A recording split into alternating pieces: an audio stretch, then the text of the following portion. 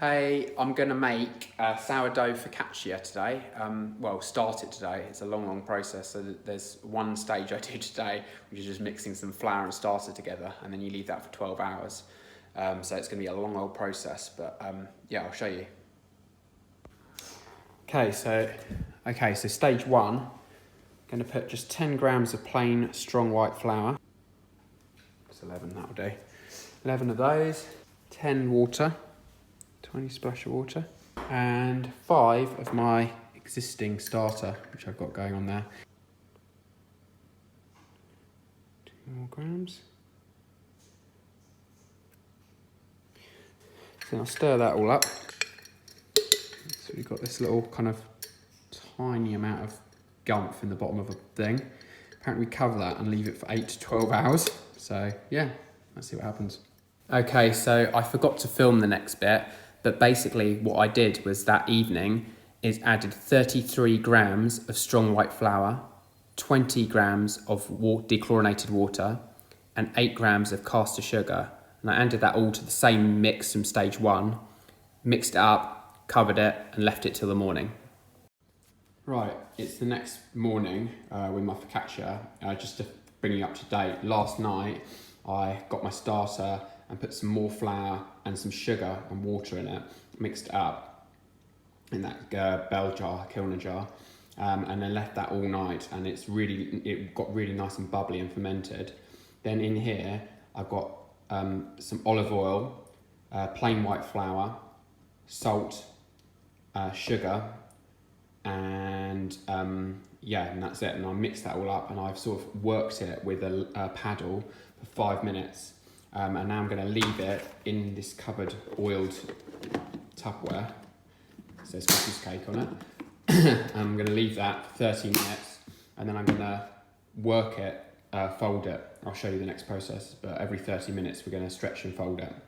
Right, I'll show you the process of stretching and folding.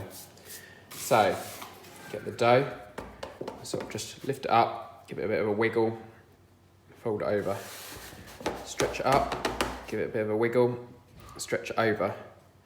What you're trying to do is basically stretch out all the little strands of gluten so they're nice and long and elasticy to make the bread nice and spongy and soft, otherwise it'll be all cakey.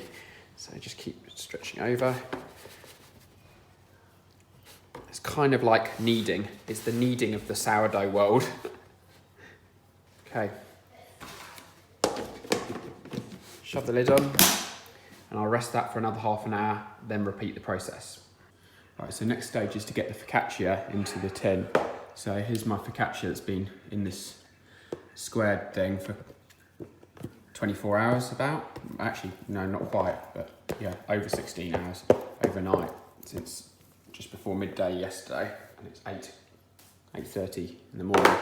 So I'm gonna dampen my hands slightly.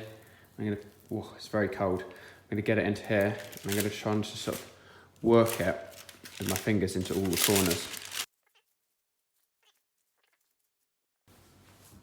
Right, so I've spread it out, but it keeps pulling back in because obviously the gluten's in the flour, quite elastic, and it's pulling it back in and it's cold. So what I'm going to do is cover it with a tea towel, and I think as it starts to warm up and the yeast becomes more active, it will spread slightly anyway, but we'll come back in an hour or so and check on it, and maybe stretch it a bit further. It's been another hour, and I'm just sort of spreading it out a bit with my fingers. It's relaxed quite a lot now, so it's really getting good to squash into the corners. So that's looking pretty decent now. Just cover it and leave it a little bit longer. Okay, it's been a few hours, and this is what my dough's looking like. It's slightly risen up. What I'm thinking now is, because being a focaccia, I want to put some bits on it, so I'm going to put some thyme, rosemary, garlic, oil and salt on top, a bit more oil and salt. So I'm going to go outside and collect some herbs to put on it. So I'll take you with me. Here, I'm going to snip some of that out and collect that up. And then I want some thyme, which is down there. So collect a bit of those too. I won't be able to film it, so just showing you that I've got herbs in my garden. So I'm going to do 240 degrees to preheat it. And I've got a tray in here. So basically my bread's going to go on this shelf, the focaccia, and then I've got this tray which I'm going to pour water in just before I bake it to get some steam into the oven. So yeah, we'll let that preheat for about, I don't know, 15, 20 minutes, just to get nice and hot, get that tray nice and warm. I'll give that a bit of time. Okay, so we're in the final stages of preparation for baking the bread. Oven's preheating. It's risen slightly. Here I've got some water, I've got 40 mils of water, and I'm gonna add in 40 mils of oil to this. So just pour in a little bit of oil till it gets to 40. So, what I'm gonna do is I'm gonna whisk this together, the water and the oil.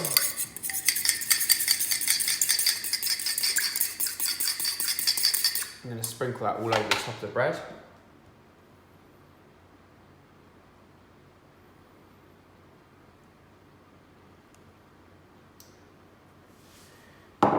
Then, got my chopped garlic and herbs from the garden. Thyme and rosemary and garlic. Spread them all over the top. Sticky because of the garlic. Healthy amount of salt. My Malden salt. Then what I'm going to do is just push it all down with my fingers. Just give it a good prod, try and get some of these herbs stuck in so the flavour can infuse into the bread while it's baking. So just before I bake, I'm going to put in 200 mils of water. I've got boiling water here onto this tray that I put up set up at the bottom of the oven. So just pour it in to give some steam while I'm baking. In goes the bread. I'm going to reduce the temperature as soon as it goes in down to 225. We're going to give it 15 minutes at that temperature. Okay, so it's been 15 minutes now. Looking amazing, it smells fantastic. I'm going to take out what little water there is left in the tray and then give it another 15 minutes, 10-15 minutes to cook and crispen up. So it's come out the oven, it's just baked, and I put it back on the tray or just on the rack so it could crisp up underneath a little bit. But I think it looks pretty decent. It smells amazing. So I'm going to give it half an hour to rest and then we can have some for our lunch.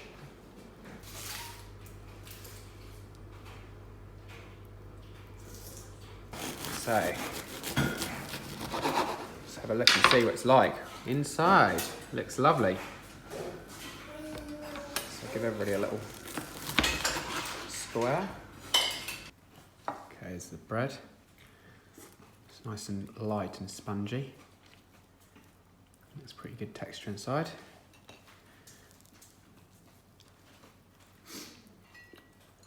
It tastes really, really good. It's nice. Olive oil just makes bread delicious, and having salt and herbs on top of it really finishes it off nicely. Yeah, good one.